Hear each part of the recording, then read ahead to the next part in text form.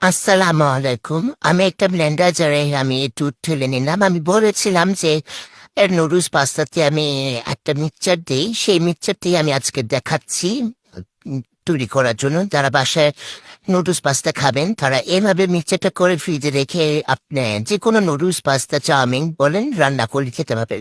এখানে দিয়ে দিলাম 2 চামচের মতন আপনার চিকেন পাউডার, দুধ, চিকেন পাউডার, সস দিয়ে তারপর অল্প একটু লবণ, বেশি লবণ দেওয়া যাবে না।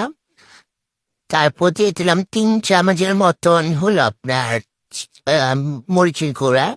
তারপর চিলি ফ্লেক্স 2 চামচের মতন দিয়ে দিলাম। তারপর এখানে দিয়ে দিচ্ছি হলো 3 কাপের মতন আপনার মেজারমেন্টে 3 কাপের মতন চিনি। আমার মেজারমেন্ট কাপটা নিতে ভুলে গেছিলাম, এই জন্য একটা দিয়ে দিলাম। তারপর হলো আপনার এখানে দিয়ে দিবেন ওয়েস্টার সস। ওয়েস্টার সস 2 চামচের মতন, ফিশ সস 3 চামচের মতন দিয়ে দেবেন পরিমাণ মতন। 3 চামচের মতন দিয়ে তারপর হলো ম্যাগি সস দিয়ে দিবেন 3 চামচের মতন। তারপর সয়া সস দিবেন অল্প 2-3 চামচ, 4 চামচের মতন।